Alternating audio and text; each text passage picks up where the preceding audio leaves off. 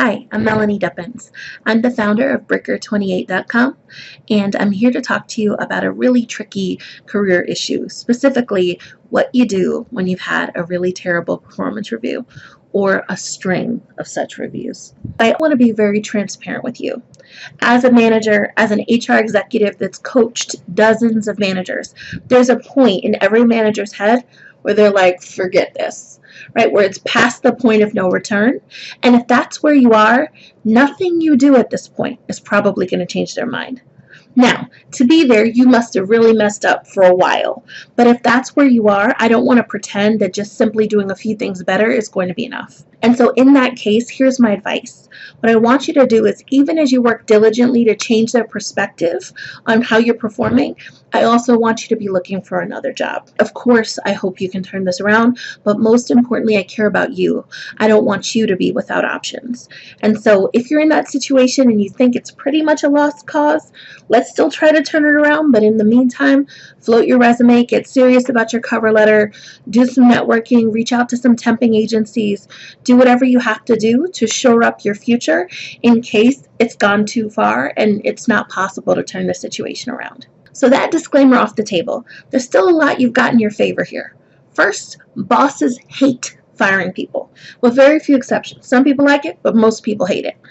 And so the dream of a boss who has someone with a very bad performance record is, wow, I would love for them to turn it around so I don't have to fire them. The other thing that's in your favor is you know your company, you know your boss, you know what expectations they have, or at least you should.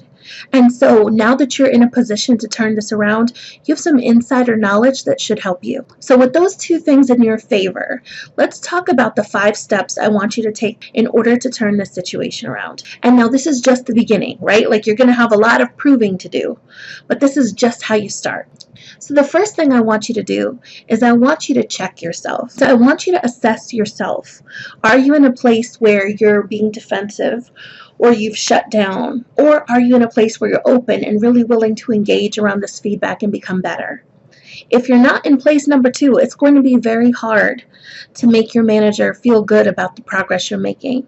Now, this doesn't mean that you're cavalier about the feedback that you've gotten, that you're treating it like it's no big deal. That's not what I'm saying. You got to get used to bouncing back when you perform in a way that's below your expectations of yourself.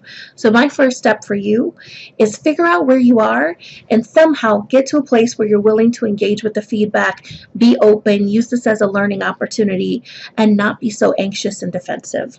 Here's the second thing. I want you to take the feedback that you heard and get very nerdy with it.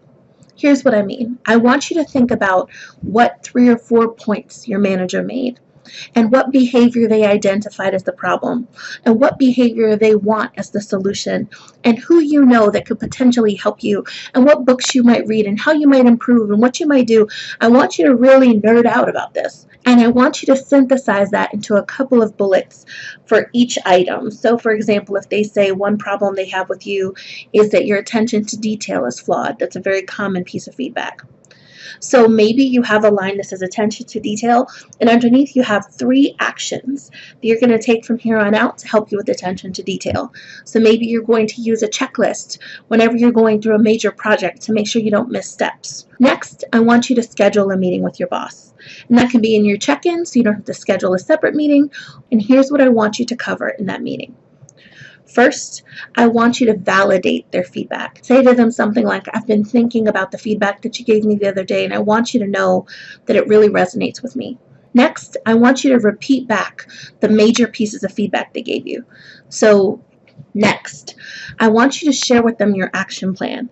Now, if they've already created an action plan for you, you don't need to do that. You can just simply say, you know, I've read through the performance plan and I think that it's a great start, and there are additional things I'll do to make sure that I meet your objectives in those areas. Now, finally, there's one more thing that I want you to do. I want you to thank them for the chance they're giving you to turn this around. What you're trying to do is make a personal connection with your manager that's beyond you just regurgitating things. And then, after you've had this conversation, we get to the last step. Deliver. Deliver like the FedEx man on the holidays.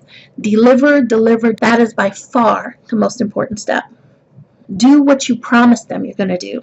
If you say that you're going to have 100% follow through, follow through.